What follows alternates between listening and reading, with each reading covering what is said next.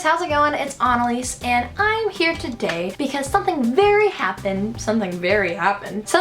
exciting happened on June the 8th of 2015 this year. January 8th was the day of the WWDC Keynote. Now, if you don't know what that stands for, it stands for Worldwide Developers Conference. It's an event held by Apple that takes place in San Francisco generally, but it's pretty much a week-long conference where there's different workshops, different meetings, different keynotes, different interviews, whatever, panels, all the things like that, of pretty much that all these developers can go to. And if you don't know what a developer is, that's somebody who makes different applications or software, or pretty much a tech nerd, let's be real. One of the big things of the year for all the tech nerds. You can buy tickets to it, you get invited, there's scholarships for kids who make apps too. Essentially, the part where it becomes important to most people, this is where Apple announces their upcoming operating systems, such as the OS X for Mac, the iOS for iPhone, iPod Touch, and iPad, and now that the watch is in the game, watchOS. And so this year they got straight to the point, because normally they do a little update thing with Apple and da-da-da. But Tim was like, I have things to talk about, people. Let's get this party started, okay? And so there's a whole new category of technology that is being introduced, and that's gonna have new software. And so they started off with Mac, moved over to iOS, then ended with watchOS, and it's something that I would like to talk about today. And some of my favorite parts that maybe came from the keynote or that are coming from these new OSs. I also went on Apple's website. They put little synopsises of all the different OSs that are coming out and what are going to be some cool features. So I made up a list of things that I'm very excited for or that I think are interesting, and I just wanted to share that with you guys and hopefully get you guys excited for this stuff too. Let's get started and stop rambling on, Elise. You have a problem. I know I do. I also clearly have a problem with talking to myself. Without further ado, we're already 5 minutes in and I've just been freaking yakking your ear off. My thoughts on the WWDC. So the first thing I want to talk about was the Mac OS, and that is Mac OS X El Capitan. One silly little thing that I like is the cursor call out. It pretty much gives you the ability to shake your mouse, trackpad, whatever you're using, and your cursor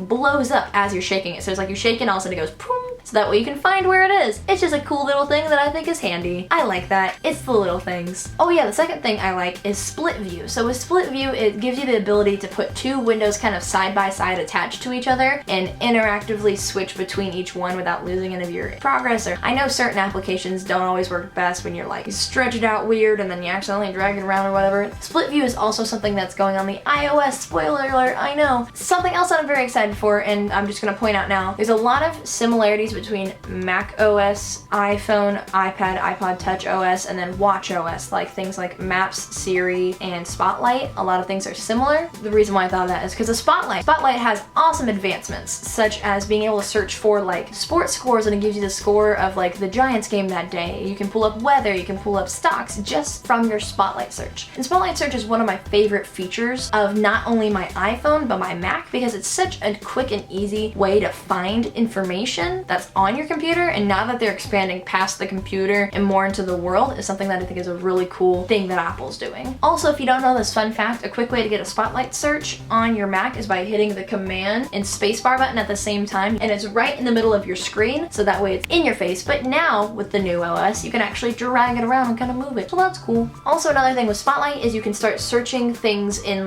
your own words. So find the email I ignored from Dave, things like that, without having to be certain terminology. I think it's going to be really handy, especially for the new Mac users that are coming in from the generation of PC and wherever else and moving into Apple. It's going to be something that is just a learning curve that is going to be softened or not even existed anymore. Little things like that I feel like are going to help out a lot when it comes to new users. Something else that's going to be cool is pinned sites within Safari. Kind of give you the ability to save a window in a tab. You can put Twitter somewhere and you can just kind of pin it to the the side. So it's like how your tab view is, but there will be like a little Twitter logo if you save Twitter, for instance. That pin will still be there, and you can just click on that, and it's like the tab never closed. Because I'm always on Twitter and YouTube, but I like the concept of pin site. I think it's gonna be a really fun thing to use. And then something else that's just awesome about the OS is improvement on usage. So I've got some numbers here, let me read this. Improved performance such as 2 times faster app switching, up to 1.4 times faster app launch, and up to 4 times faster opening of PDF in preview, which is something that just little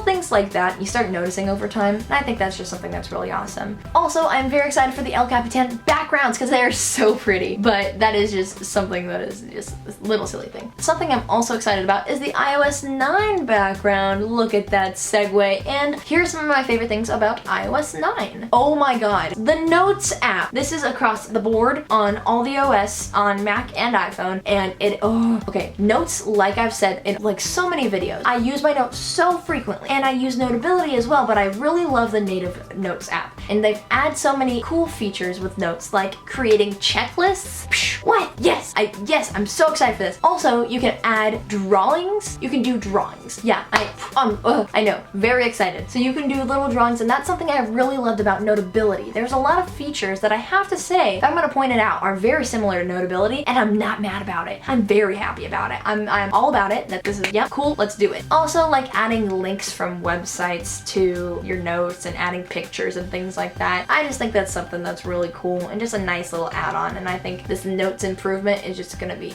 so awesome. Another thing I'm pretty excited for is the new News app. The News app is going to be another app that's built into the operating system that's pretty much a centralized, kind of customized news center, which I find to be really cool actually. In the demo, the woman who went over it kind of selected her interests, maybe people that she was interested in, things like that, and the News app was able to kind of cultivate her own news feed that would fit best to her interests. And this is something that I really like because I've been trying to find a news app of some sort that kind of gives me what I'm looking for in regards to the daily news of different topics and whatnot, and I feel like this News app is gonna kind of fill that void because I haven't found one that I'm exactly in love with yet. It's honestly a really big thing is the design of it too. I've just not found one that I find it to be an intuitive design, but I'm really excited for the News app. I know right now people are gonna not like it. There's gonna be a lot of people that aren't like it, and I don't think they said exactly that the News app is going to be built in. I don't think they blatantly said that, but it's something that I would just, from an educated guess, assume. It's something that I know right now people are not gonna like, and they're gonna be like, why can't I delete this? Just like Newsstand, just like iBooks, just like when podcasts became built in, the whole world uproared because you can't delete these freaking apps. And the thing is, people don't realize they really don't take up that much space, especially if you're not using them. They barely take up any space, so really don't be concerned about it. But it's something that's gonna piss people off, and I understand that. I mean, I'm not a huge fan of Game Center, and I can deal without it, but that's when you have a folder and you put it in like the far back hidden corner of that folder, and you never touch it and never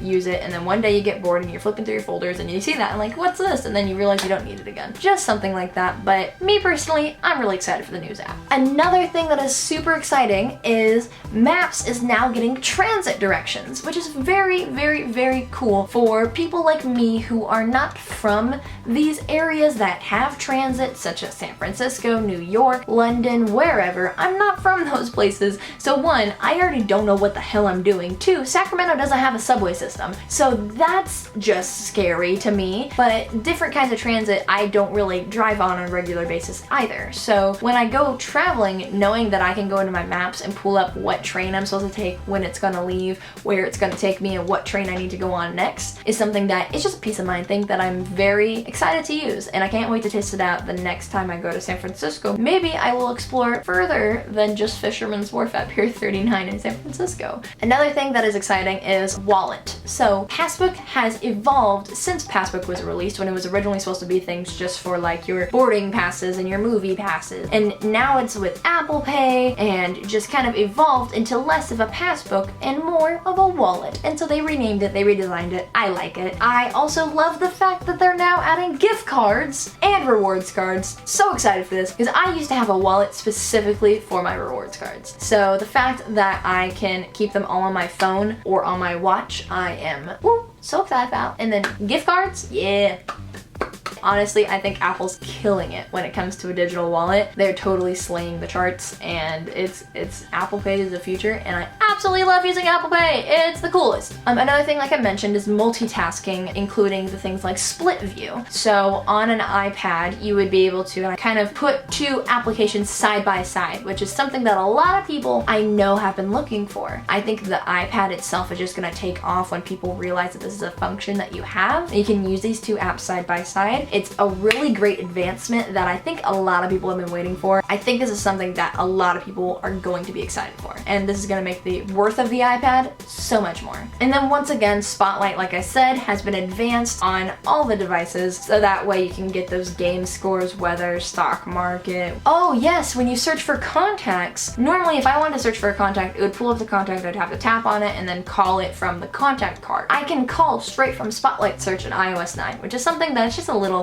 ease of access thing that I think is gonna just be little things like that are really cool. I appreciate them. This is something that I think a lot of people are gonna love. It's called low power mode. So I don't know how this is gonna be accessed. I don't know if it's gonna be similar to Power Reserve on the Apple Watch, but it's gonna be essentially a way to give yourself like an hour or a couple hours more battery life, because it's kind of like a kill switch to everything you don't need really bad at this point. So when your phone gets down to like 10, 20%, you get that little red notification that says battery is below 20%, and you start freaking out. Ideally, this low power mode is gonna be able to kind of do a kill switch for your notifications, I'm assuming, and different things that you don't have to go search for to try to turn off these features. You can just kind of do a kill switch, save your battery life, and hopefully get you until you can get to your next charging station. I feel like everybody's gonna find this really useful, and this is gonna be a cool tool just to kind of have it. And then the last thing that I'm very, very happy about is that the compatibility for this operating system is the same as iOS 8. So essentially from iPhone 4S and up, iPad 2 and higher, and iPod Touch 5th gen. Anything that was able to download iOS 8 will be able to download iOS 9. And they've also mentioned that the file size is a lot smaller. So it's not gonna say something like you need 4 gigabytes of room to download. It's only like a gigabyte. So that's just another advancement that is just gonna be a really convenient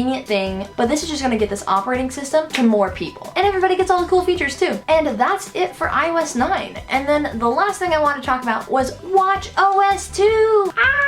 So crazy that this device just came out like 2 months ago, and we're already talking about the second iteration of operating systems, which is great because they've added a lot of cool things that honestly should have been there in watchOS 1, but we're not going to talk about that. So watchOS 2. Oh my god. Okay, this is the part that if you saw me on Twitter, my feed was like exploding on. I texted my mom, and I'm in here watching it, and she's in her room, and I texted her and I was like, hey, if you hear me screaming, I'm not being murdered, I'm watching the keynote. And this is the part that I was extremely freaking out about because I love my watch. I'm gonna say it. I love it. I haven't done my review on it yet, so I'm gonna hold off on that now. I'll save that for another video. It's something that I was not expecting to use it as much as I do. I was expecting to use it a lot, like enough, but there's so many other things that I use my watch for, and just having this new operating system coming through, I'm very happy that it's just some things are aesthetic, some things are usage related, but they're gonna be cool things that I'm excited for, and let me tell you about them now. I'm so excited. Okay, multiple friend circles. So if you don't have a watch, the friend circle is pretty much when you click on your side button here, this is literally called the side button, you get a little circle. These people in your friend circle, you can hold up to 12 contacts in your friend circle. And with each friend, you can choose to do a series of functions: call, message, and digital touch, or a sketch. Digital touch is like the tapping or the heartbeat, and a sketch is just like drawing. Now, you can only use digital touch for a contact that's in your friend circle. So pretty much that limits you to 12 friends that you have in your friend circle. Now my mom does not have an Apple Watch right now, but I kind of take this as my favorites list, and I have her in there and my best friend as well, in case I need to contact them quickly for any reason. But besides the fact, so that pretty much leaves 10 spaces for my friends who have Apple Watches. I have more than 10 friends who have Apple Watches. So this becomes a bit of a predicament. With the new OS, you will have the option to do multiple friend circles and even title them as well. So they had like work friends and school friends, but I'm very excited because this just opens up the world of possibilities. I don't know how many friend circles you can have. I don't think they mentioned it. Either way, that at least at the bare minimum gives you 24 people that you can put in your friend circles, which is exciting. And then that way you can use these digital tap and sketch and all these fun things for more people. Now moving on, keeping with the digital touch theme, sketches you can use multiple colors with now. It seems like something so stupid, but it's so cool. So you can like draw the flower, the middle part with the yellow and then the pink and the flip petals, and then you can do green. It's the little things in life, people. It really is. I'm gonna send American flags out. Yes! I'm gonna send American flags out on 4th of July, and then like birthday sketches. Oh man, the possibilities are endless. Another exciting thing is more watch faces. We get more options for watch faces. So one of them being a singular photo that you select, and that will be your watch face. You can also set up an album to where every time you pull your watch up, it will have a new picture from that album on there. And then another one that is really cool is time lapse. So Apple went and recorded time lapse video from different countries and different places. So they recorded a time lapse of the city, like the hot spots, like where Big Ben is. And when you pull up your watch, when it wakes up, it shows you what time of day you're currently at, and that's where it starts the time lapse. And then it just kind of keeps going through, which I think is just a really cool thing that they have built in. It's pretty. It's really pretty. And like the clouds moving and the cars moving, the people moving. Okay, the next thing, I called it. Apple would be the first one to have time travel. Just saying, you might be like, what the hell is time travel? So time travel is pretty much with your watch face. You can scroll using your digital crown and move forward in time, and your watch face will adjust with the time. So pretty much, I'm explaining this terribly. Okay, let's say one of your complications, so one of your little things that shows up on your watch face is your calendar and your events that are currently at that time. If you use time travel and you just scroll your digital crown further to 7 o'clock, your complications will change, and as if it's 7 o'clock, and show you those events that you might have. It'll show you what your battery life should be. And then moving over from time travel, the complications that can also be moved forward can now be app complications. So pretty much the one that they used in the keynote, which so shows how much in the 21st century we are, is his electric car, how much it's charged. You can choose that as a complication on your watch face. So that way he can pull up his watch,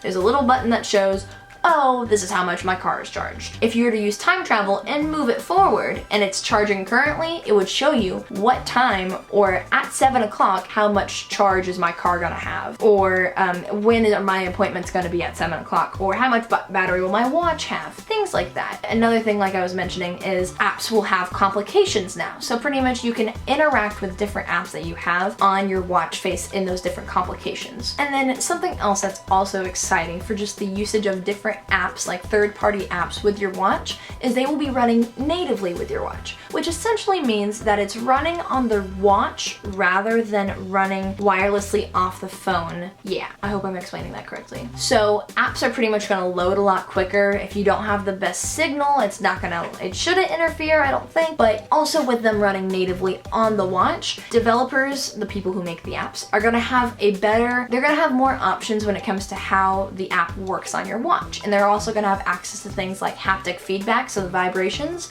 as well as sound. So different notifications, oh, your car is charged completely, gives you a little vibration, gives you a little sound, kind of thing like that. With these new app developer options being kind of expanded, it's gonna give more functionality to the watch and more options and more ways that you can use your watch. So I'm super excited for this. And then the last little thing that I want to mention is you can now have an activation lock on your watch, which is a cool little thing with having an activation lock on your watch. This gives you the same feature. So let's say your watch does get lost, or so knock on wood that never happens. If the bad guy gets to use your watch and they're like, aha, I've got a cool watch now. No, you don't, because there's an activation lock on it and you can even wipe it clean, but it still won't set up for you. So it's essentially a, $600 fancy looking watch with no features available, which is stupid, or $600 paperweight. So there you go. This is something that I really was hoping Apple would have, and they didn't, and I was kind of surprised, and I'm glad they're bringing it with watchOS 2,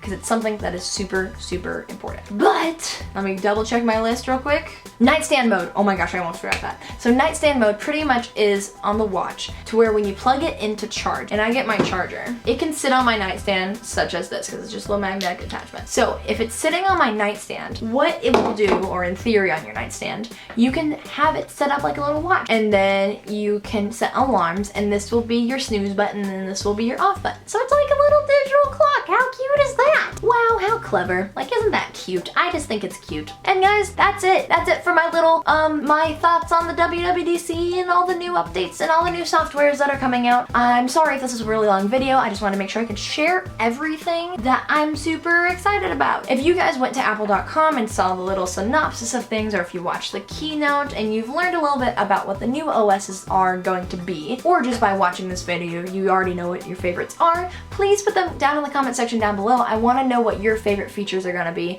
And especially if it's something different than what I mentioned, I might have totally glossed over that. Share it with the world, please. But yes, I'm very excited for these new updates. If you guys can't tell, I cannot wait for these. These are all coming out in the fall. But fall is when it will be available for a free download for everybody on all your devices. Yes, I'm very excited. But thank you guys so much for watching this video and sticking through the whole long part of it. I love the WWDC. It's one of my favorite times of year. Like I said, let me know what your favorite part about the WWDC keynote or just any of these new updates in the comment section down below. If you guys did like this video, please give it a big thumbs up and share it with all your friends and let them share the excitement as well. If you're new to my channel, don't forget to subscribe. It's free and it only takes a second. That's it for me. Like I said, thank you guys so much for watching. I really hope you enjoyed. Stay beautiful, have a marvelous day, and I will see you guys next time. Bye. Oh, hey, also something I almost forgot. Please go check out my represent.com campaign. It's represent.com/wellwater, like water, you waiting for. No question marks, no underscores, or anything like that. Please, please, please go check out my campaign. If you have not already checked it out already, I have a video on it. It's called Well, What Are You Waiting For? So please go check out those shirts. It's going to a great cause, and I would love to be able to get a well for some kids in need. So please go check out that campaign, share it with your friends, get a shirt, get 4 shirts. They come in 4 awesome colors now. This was not mentioned in my video, but I was able to figure it out and I fixed it. And they come in sapphire, is it sapphire? It's like a dark teal, a light teal, gray, and raspberry. I'm super excited for them. So go buy them all. Gotta catch them all. Please go share this with your friends. Thank you guys so much for watching. Stay beautiful, have a nice day, and I'll see you guys next time. Bye.